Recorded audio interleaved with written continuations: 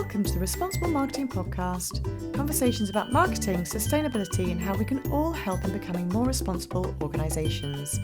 I'm Jo, a marketing strategist and consultant with a career spanning corporate, small medium business and self-employment, incorporating marketing and commercial skills in various guises, and now flying the flag for a more sustainable and kind future for all.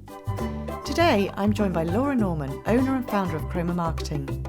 Chroma Marketing specialise in creating and delivering sustainable marketing strategies, bringing clarity, direction, confidence and infectious fun to her clients' marketing activity. Highly passionate, Laura holds some high values and is dedicated to learning and educating both our industry and her client base in how sustainability has to be in the mix for organisational longevity.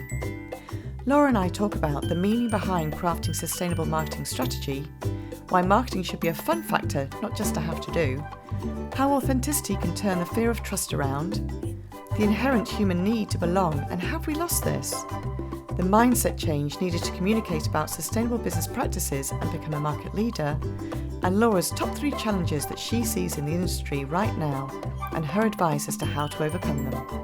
Let's dive straight in. Hi everyone and welcome to the podcast. I'm really excited to have Laura Norman from Chroma Marketing on the podcast today with me. Hi Laura. Okay. Yeah, I'm good. How are you? Yeah, I'm good, thank you. Good. So Laura, we don't really know each other apart from just having a few little chats kind of about marketing and about sustainability, which I'm very excited about. I think we could actually have talked for hours and hours when we spoke last time. But yeah, hopefully it's going to be a really interesting podcast for everyone to listen and watch to. But first of all, do you want to introduce yourself and Chroma Marketing and just say why you set the business up and what you do in the business, what you kind of like offer your clients? Yeah, sure. So, like Jo said, I'm Laura. I run a company called Chroma Marketing. We're a marketing consultancy. I myself am a strategist. I set the business up 7 years ago this month. And it was as a result, I had worked in agency and in-house, and the environment that I worked in wasn't the most conducive for small businesses in that I found the clients were getting packaged up like a shiny new website or a rebrand or what have you, and then unfortunately weren't given any guidance on how to use those because that was kind of out of the remit. Well, Yeah. as a small business, as you'll know, you can't afford to spend potentially thousands of pounds on these shiny objects and not really know what to do with them afterwards. Yes. So I was very lucky that I had a mentor at the time who basically suggested, look, you've got all of this experience, why don't you do it yourself? And so that's where Chroma came from. I was at university in my final year. I was writing my dissertation and I was also working 2 jobs. Wow. Yes, and then the business became a thing. So I was lucky that one of my jobs at the time then became a client because I was working in marketing with them anyway. And it's kind of just gone from there. So my role for clients is basically as a strategist. So I'm there to help people understand how to make marketing something they're kind of excited by and confident is actually going to help them grow the business, because we need to know that we're getting a return from all of the time we're spending spinning the marketing plate. Absolutely. And I think there's still that kind of almost disjoin in some ways between marketing and business, as in, you know, we'll do some marketing, but does it actually align with the real business and what you want to achieve in the business? You know, it's that kind of thing, isn't it? So, well, you know, because I'm exactly the same boat as you, although quite a few years on, I have to say. So your intro, when I looked at your business and did a little bit of stalking, you talk about crafting sustainable marketing strategies for business. So do you mean sustainability as in long-term strategies for business, or are you talking about sustainability as I kind of like approach at the moment, to talk about kind of ESG or social responsibility or responsibility, that kind of thing? Which is it both? Maybe I don't know. I was going to say it's actually both. Ah, So for me, because I've done quite a lot of, as you have, research into kind of what sustainability actually is. So the fundamental, UN definition of meeting the needs now without harming future needs is totally important for marketing. You've got to understand how to build a marketing plan and strategy that works for you now, but also pushes you towards the goals of the future Yeah. successfully. Mm. But also it's about understanding your impact. So whether you use the triple bottom line, whatever you look at for a framework of this, it's about understanding how marketing is such a great tool for understanding your impact. Mm. And as a small business, you don't always necessarily know how to improve your impact when it comes to sustainability, especially if you're a business like me, where you're remote workers, there's two of you, so your actual footprint is tiny. Yeah. But marketing to me is a hugely valuable resource when it comes to understanding your impact, whether that is on society and the people and stakeholders around you, the environment, whatever that looks like. It's brilliant as a tool for that. So for me, it's both. Yeah. Okay. So, and why do you think it's become, I mean, you mentioned triple bottom line. So for those people who don't know what the triple bottom line is, it's talking about people, planet, and profits. And why do you think it's important to approach kind of those three pillars or angles or eyes of the circle, whatever you want to talk about? Why do you think it's important now, Yeah. particularly? Why have we not been doing this for years? Because you know, you and I both know, and I know we're very, very similarly minded on this. You know, our Mm. industry as marketers is pretty trashy when it comes to this. You know, we've always been about sell, sell, sell. It doesn't matter what happens afterwards. Keep buying, please. You just spend your money. It's irrelevant of where it comes from, what it looks like, whether it lasts. You know, it's just about the money, really. And it's, you know, our industry has been probably the worst in driving that. And again, like I say, I know you and I stand very similar to this, as in, you know, we don't want to do that anymore. We want an industry that actually adds value rather than just makes people spend or is detrimental in any of those areas. So why do you think that's come to the forefront now? Why are you so passionate about it? I think there's probably two things to consider here. I don't necessarily know. I think it's been more widely accepted that this is a conversation we should be having Mm, recently. However, the UN definition that I talked about before was written in 1987. mm. Plenty old, like it's been in conversation for long enough. I think the problem we have is I think we are really seeing, thanks to, the development of TikTok as a social media channel and the open communication there is there, documentaries that have come out in recent years, it's very much at the forefront of people's minds how Mm, damaging we are as a society to the mm. world we live in. And you're right, marketing does have a lot to say for that because let's face it, anything that drives consumer habits and has been doing potentially quite a lot of damage. Yeah. We know with things like fast fashion, the impact that that has, and all of that comes from marketing campaigns. All of the consumer behavior and behavior of society comes from communication. Mm, Um, and I think we are, let's face it, we are probably like never going to get back to where we were before. Like the too much damage has been done to the world we live in. mm. And to be honest, to society, like people aren't happy right now. Yeah. Um, and I think in order for us to change, we have to have more open communication, and that all comes from responsible comms strategies. We made all of these problems worse. We can we can change that. We can change the narrative again. That's what we literally write all the time. So Yeah. yeah, I think we kind of have to. And I think more and more people with the introduction of new technology are seeing less value in certain things, which I think is Mm, actually going to be a good thing. mm. Um, so yeah, I think we're at that peak really of a need for change because I think people are realizing the impact that the damage we've done is having on the world and their lives, and that's when people get ready to make a change. So Yeah.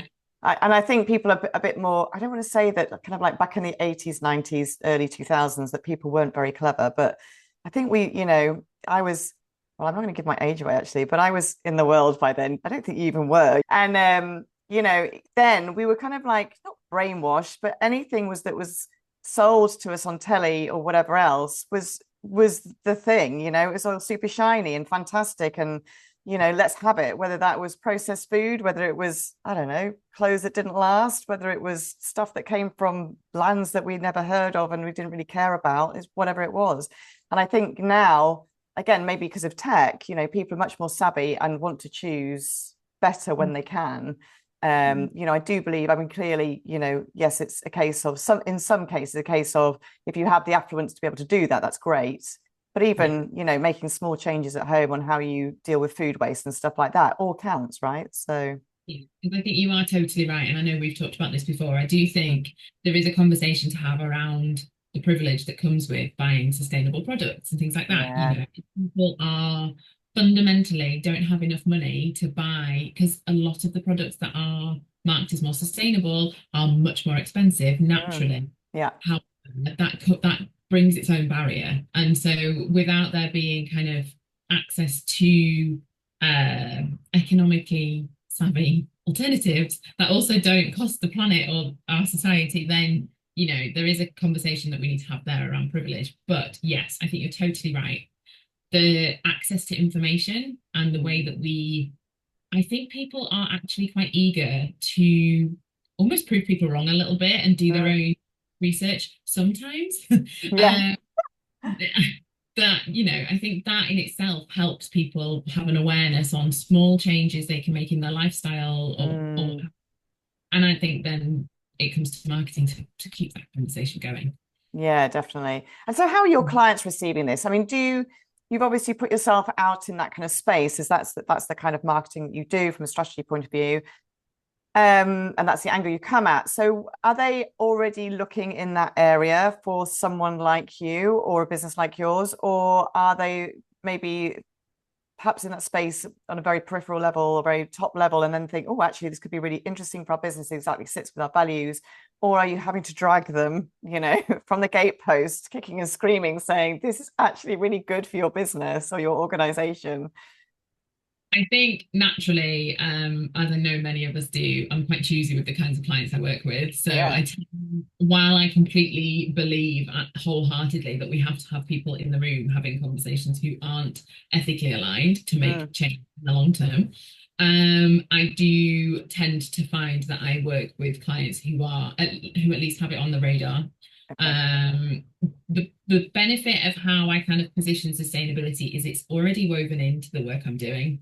So Yeah. it isn't that necessarily clients are going to get a different type of marketing strategy based on the fact that this one's more sustainable and this one's just a regular strategy. Mm, Because every one I do considers things like purpose, considers things like stakeholders instead of just your target audience. We look at things like data and testing and having those numbers, which is a core part of eventually, if you look at becoming certified in sustainability, you have to have those numbers. yeah. So it is part of the way I do things. So I kind of don't give clients a choice in the matter. I love that. But yeah, so I think naturally, because of gelling with people and the fact that people are working with me, they kind of have to believe in similar values that I do so that we get on, right? But Yeah, yeah, totally. it's kind of just woven into everything that I do anyway. Yeah, and I like that you mentioned data there because obviously, data is vital for your marketing anyway to know if it's being successful or not. But equally, when you're walking in this kind of like sustainability pathway, whatever that might be, that data is even more vital, especially if you're starting to report on things and everything else. Now, you know, I know that SMEs don't have to report right now, but you and I both know that's going to come in the next probably 2 to 3 years. And hopefully it won't be like a bolt of lightning out of the sky that frightens everybody and, we all collapse because of it.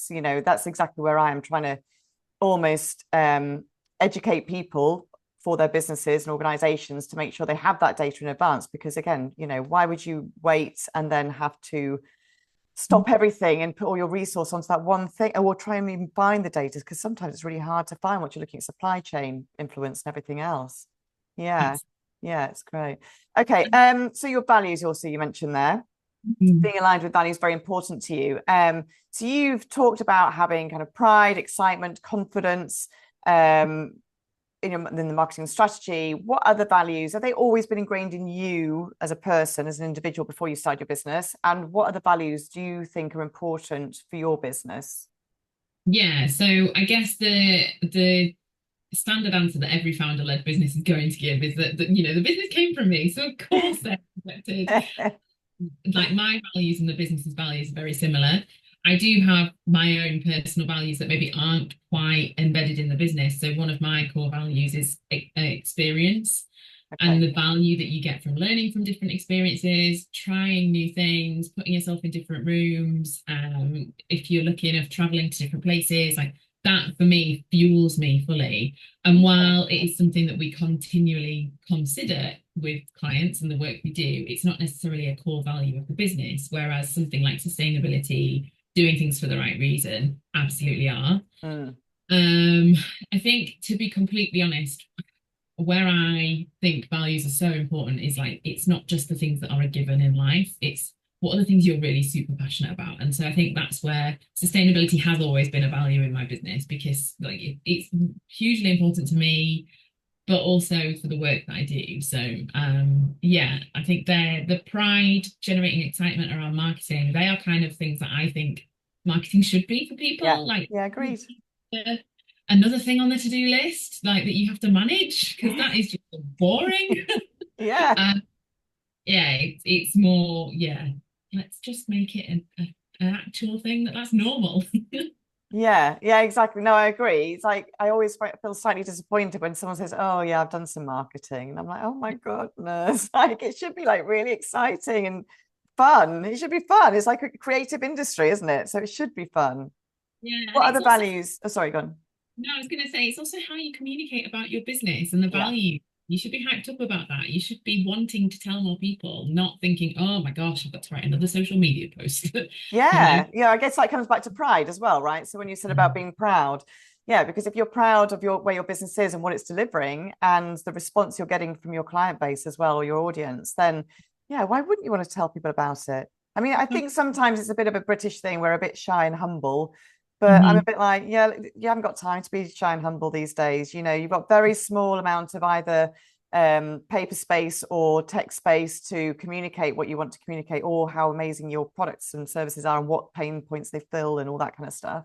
So Mhm. why not make it the best thing ever as opposed to, you know, being shy and humble about it? So Yeah, exactly. yeah, Exactly. yeah, exactly.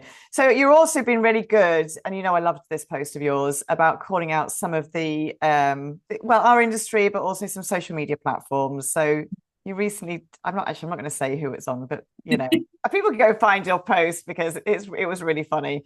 So authenticity seems to be very strong, a strong value of yours as well. Mm. Why do you think it's so important, I guess, to be authentic? Why do you think, I mean, I suppose we've probably talked a little bit about it already, but you know, Mm. is it more important now in the current landscape than it ever has been, in your opinion? It's a really difficult one. I almost think authenticity is one of those things that is just a given or should be just a given in life. Because actually, in order to build a relationship with someone, you have to understand and be able to communicate with them in their true self. You know, that's how we build relationships is by knowing who somebody is, or at least starting to learn more about them. Mm, mm, And so I think in order for anybody to see kind of the value that I can and other businesses can offer in what we sell or what services we have, you have to show up in the most human way you can, because that's who we buy from. yeah. It all comes down to trust for me. I think the difficulty you have right now and why the conversation is back on the radar is that there are sadly a lot of things happening in the world that aren't doing so with authenticity in mind.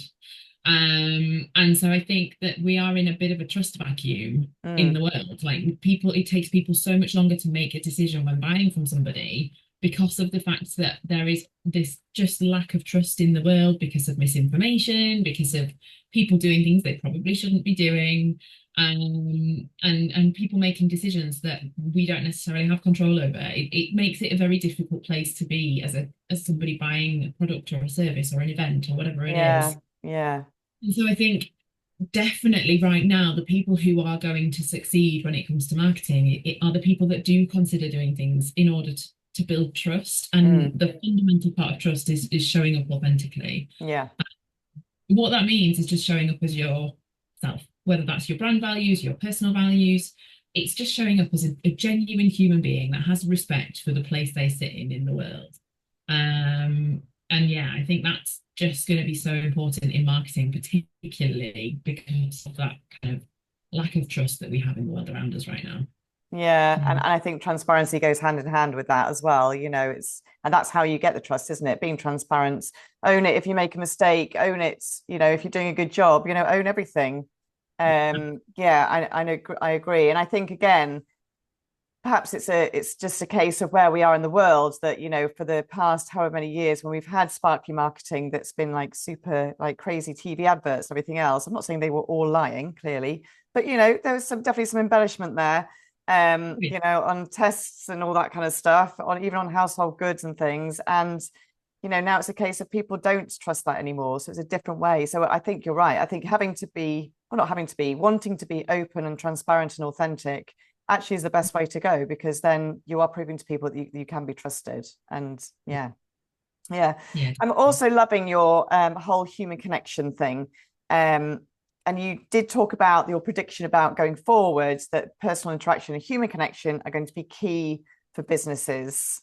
Still agree Yeah. with that? Because that was that was probably a couple of months ago now. But yeah, well, I'm going to agree with Yeah. you anyway. But yeah, we just both nod and say, yeah, we both agree on that.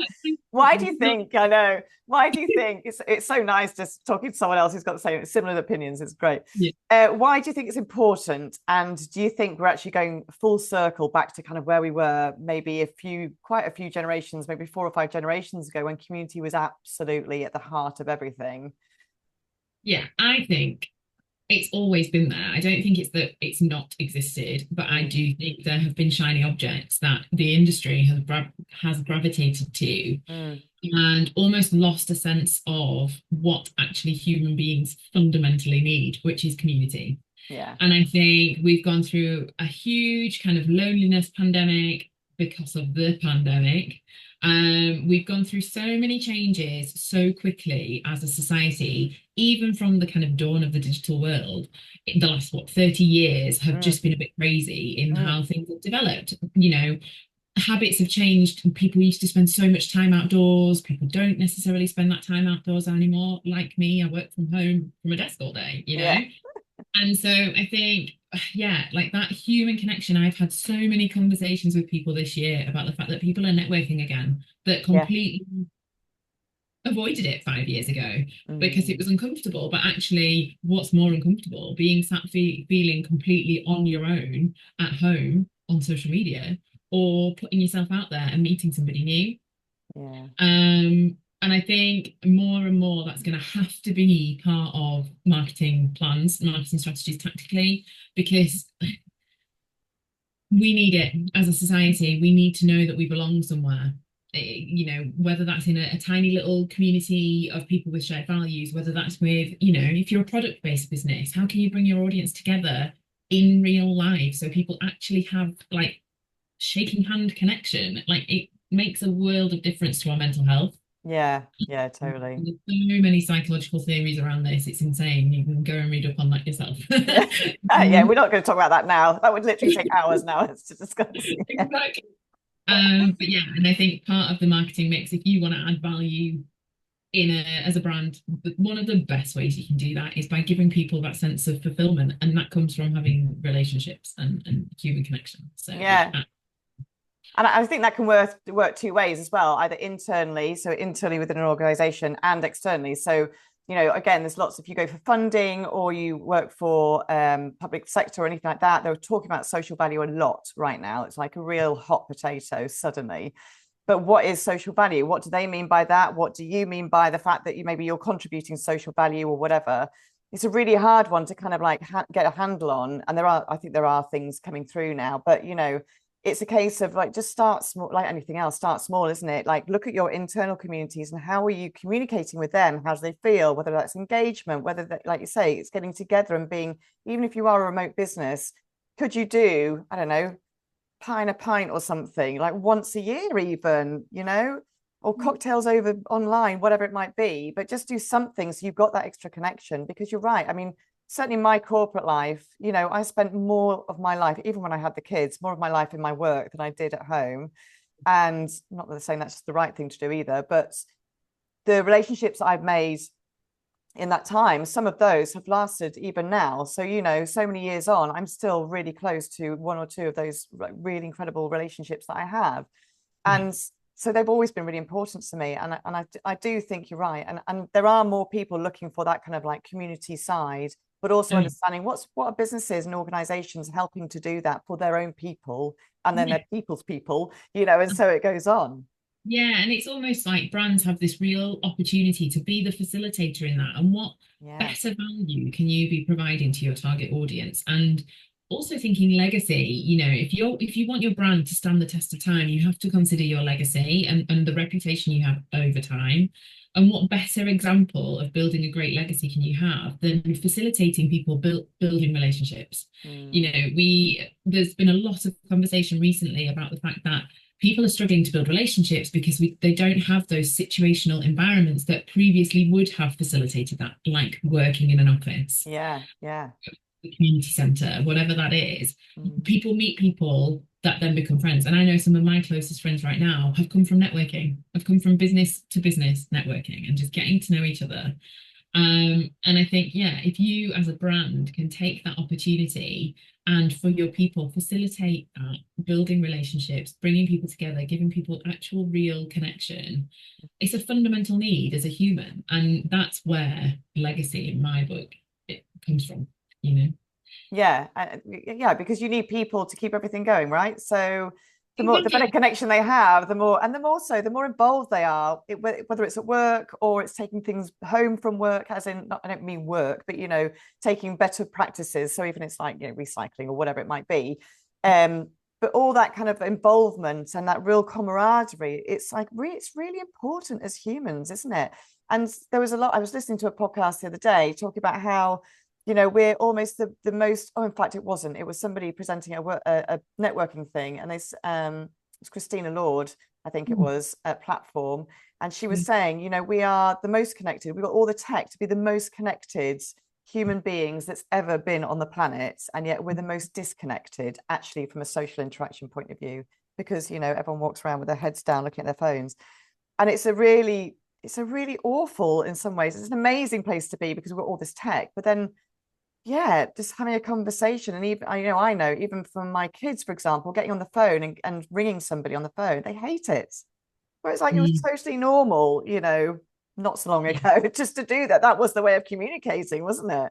Yeah, yeah, and I do think it will, like everything does, it will Yeah, come full circle because I think what we are also learning are the inefficiencies of some of these practices. And actually, if you do want to have a more sustainable business, sometimes you have to make these things more efficient. And if that means picking up the phone and asking a very quick question yeah. instead of sending an email that has a digital footprint and all of those things, like then do it. Yeah, exactly. But your business, so are you mainly digital marketing when you deliver for your clients? So you're No, full so spectrum. Okay, yeah, good. so I would describe myself as a generalist because of the fact that I do strategy. So we have to consider the various different tactics, and there are marketing tactics that work well at different stages of the customer experience. Yeah. So events, I'm trained in events. I'm IOS trained. I've got a degree in event management, and Oh, so wow. I regularly consider events and experience Yeah. in my work because they are great at certain parts of the customer experience and customer journey. The business started off predominantly focusing in things like social media consulting and that kind of thing. However, like that vastly changed quite quickly to more general marketing strategy because I became very, very aware that actually for the small business clients, there were better ways of getting in front of their ideal customer Yeah. Yeah. than just social media for kind of that long-term reputation building. Mm. And so no, like I'm not digital. I'm very Not general. digital bias necessarily. Yeah, yeah, I know what you mean. No, and I'm the same. Well, as you know, I'm the same. Very much, you know, consider all marketing tactics because again, there's a place for everything. And you know, social media is great and digital's great, but it's so noisy and it's so difficult to find your place actually in that. That sometimes you have to look at different tactics, and it depends on where you are in your business, depends on how where you're performing, what your funnel's like, all that kind of, you know, all the kind of theoretical stuff. But actually, it's again, it goes back to communication, doesn't it? It's how you communicate with people and how they want to hear it, what they want to hear and how they want to hear it. So, yeah, yeah, it's good, isn't it? Oh, I do love a full marketing like offer. It's like it's the best thing ever for me.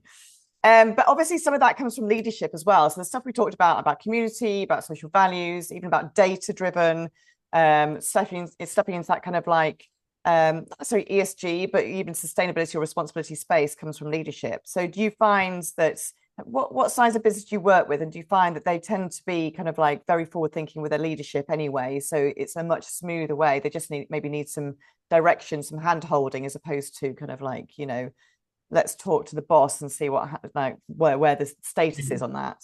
Yeah, so a lot of my clients, I'm still working with the founder, Yeah. quite directly. Doesn't necessarily depend on size. The slightly bigger clients, and maybe I'm working with the head of marketing, but still, that's only one step down from the manager, excuse me, managing director, and so they're still quite heavily involved in what we're doing. But yeah, I'd say because of the fact that I work with so many kind of values slash purpose, whatever you want to call it, driven businesses, they're so passionate about what they do. It's more about for them figuring out how to communicate that to the world in a way that works for them. So it's not, they're so driven by making change already. They've maybe come from corporate where there were so many inefficiencies, or they could see that they wanted to do better but didn't have the flexibility to do that. And that's why they exist as a business now, is because they want to lead that change. So I am lucky that I am surrounded by thought leaders all the time, which is great. It's a great and inspiring place to be. Yeah. The difficulty for them is then figuring out how best to communicate that and how best to get eyes on, which is where I come in. And so that's one of the things we look at is, okay, how can we craft the messages you want to communicate, but how do we get people into that bubble for you so that you can drive the change that they want to drive. So yeah, it's I'm lucky in that sense, and not every business is like that. Not every business is driven by making a change either. Yeah, that's true.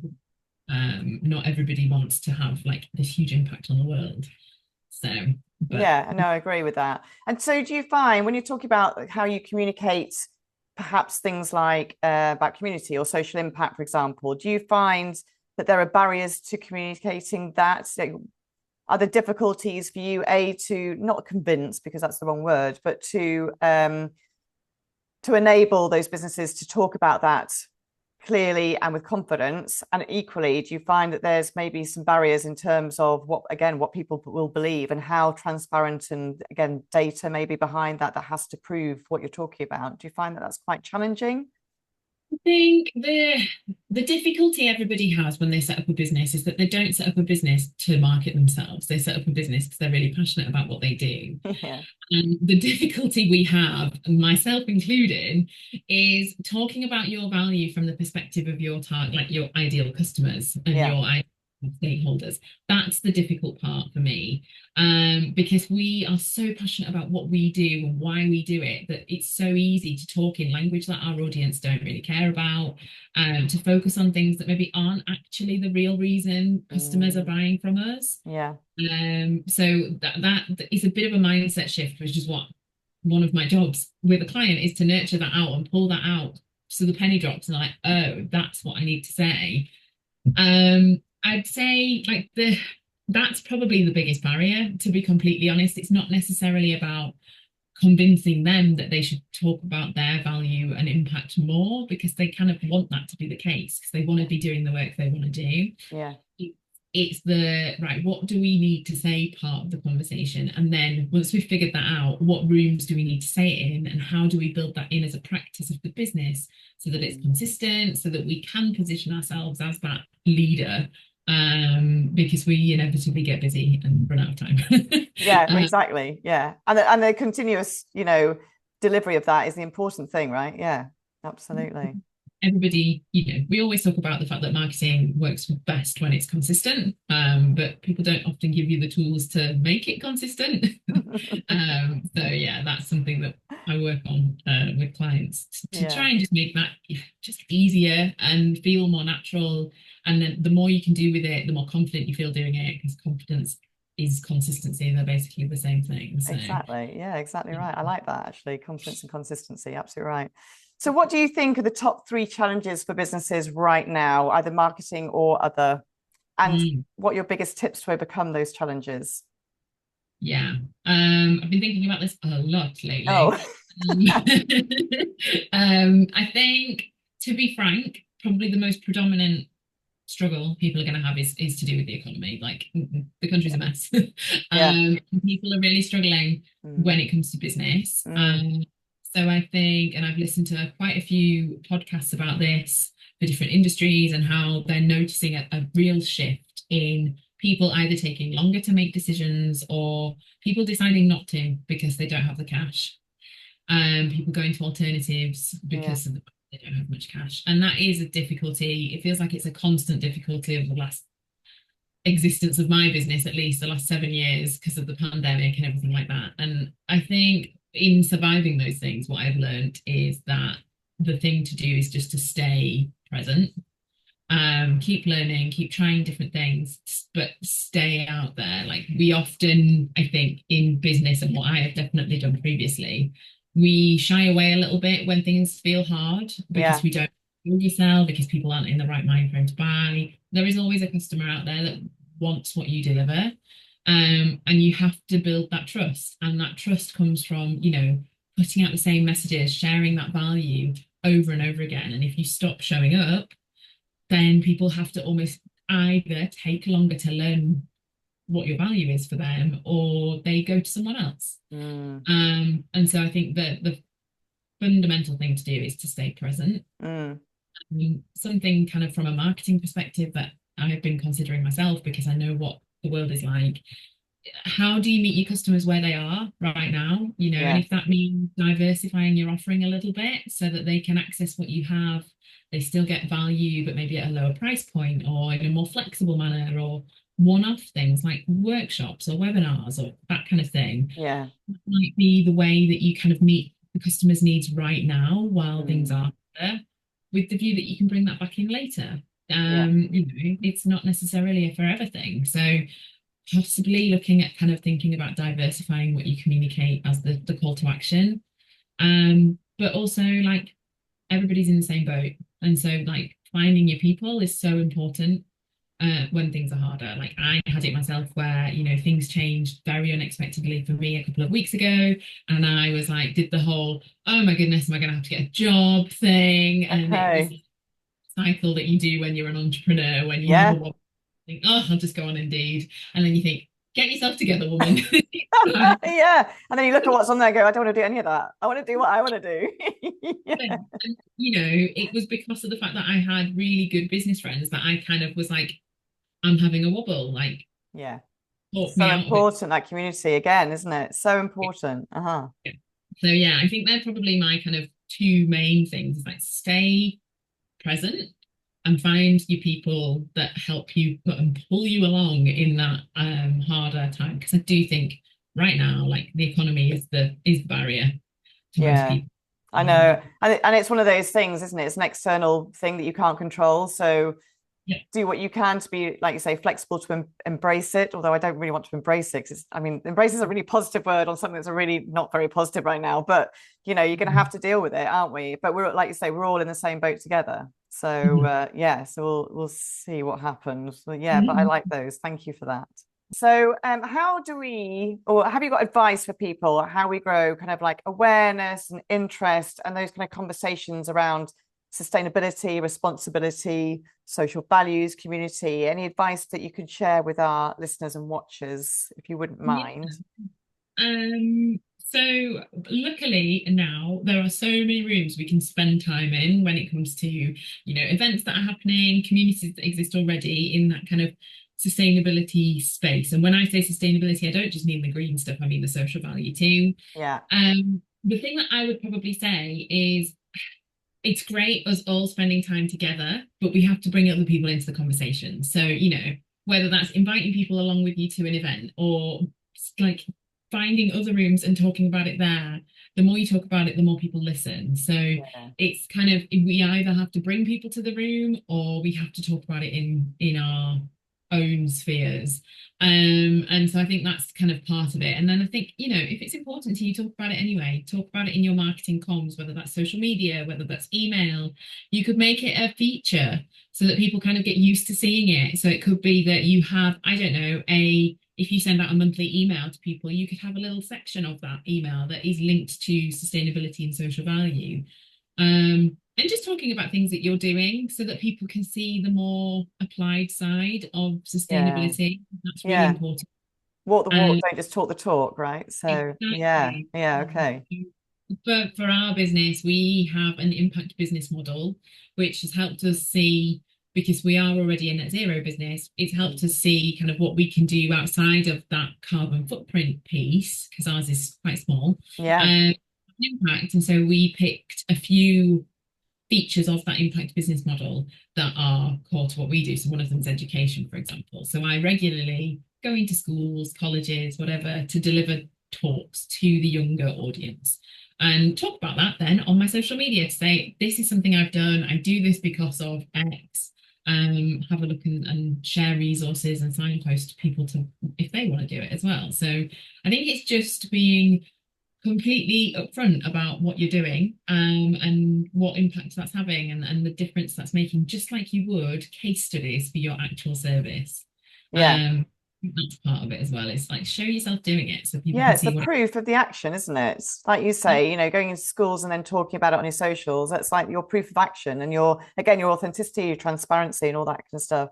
And I love the way you talk about, having these rooms, go into the different rooms to have those conversations. And some of those might be, a lot of businesses that I work with, I talk about collaborate with other businesses. Doesn't even have to be your industry. It could be your industry, but it might be completely different. Or go to your local government and or council and have a chat with them about, have a conversation about what they're looking. I mean, again, that might be based more on emissions, but I would imagine social impact's probably coming to that as well now.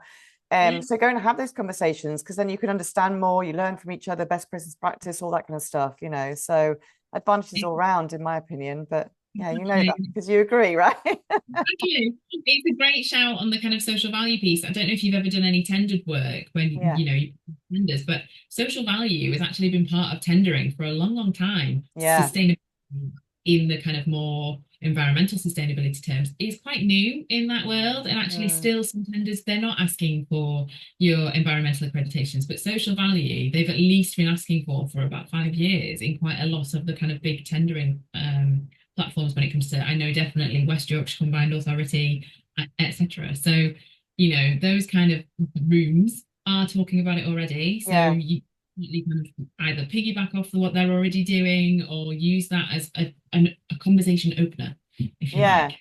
I think it's sometimes, and I mentioned this actually recently on the podcast, it's sometimes understanding what they mean by social impact or social value as well. So it's like really Mhm. getting like, what are they looking at? So what angle, ask them the question, what angle are you coming at on this? What do you want to see? And then, are we doing that, or could we do that? Or actually, this is what we're doing, and we consider that to be maybe more advantageous or deliver a better result or whatever that might be. So again, it's having that conversation, isn't it? Yeah. Absolutely. Laura, it's been absolutely brilliant to have you on the podcast. Thank you so much for your time. I've loved our conversations, as you well know. It's so nice talking to another marketer with similar kind of like mindset on all of this, and being out in that space, creating amazing positive stories and impact. So thank you so much. I really appreciate it. Thanks for having Where me. can people find you and find Chroma Marketing? And do you have any events that you want to shout out about or anything like that? Yeah, so I am currently, my website is in editing mode. So Oh, the best okay. me is LinkedIn. I'm always on LinkedIn, just Laura Norman, you'll find me there. I have got an event coming up for anybody kind of in Yorkshire. I run an event called Good Beans, which is about bringing together sustainability professionals and marketing professionals so that we can have conversations and share kind of knowledge and insights. That's coming up as part of Yorkshire Sustainability Festival in June. So if anybody wants to come along to that, that again is all over my LinkedIn. But yeah, LinkedIn's the best place to find me for sure. Fantastic. Well, I'm hoping I might get down for some of that anyway at some point. So I'll definitely give you a shout. But Yeah. yeah, thanks again. It's been great to have you on, and I hope you can have another conversation maybe in a few months' time or something, and see how the world has changed and developed, and if there's any news or whatever. But yeah, thank you so much again. It's much Yeah. appreciated. And thank you to my lovely listeners and watchers. Thanks for your time, and I'll see you again next time. You've been listening to the Responsible Marketing Podcast. You can contact me with any questions or comments by email at joe@jolonconsulting.com or find me on LinkedIn. All recordings of the podcast can be found on the usual podcast channels, as well as on YouTube if you prefer to watch rather than just listen. If you've enjoyed this episode, please hit subscribe, which helps the podcast to be found by more people. And of course, feel free to share it on your socials, with your friends and your colleagues. That's it for now. So until next time, thanks for listening.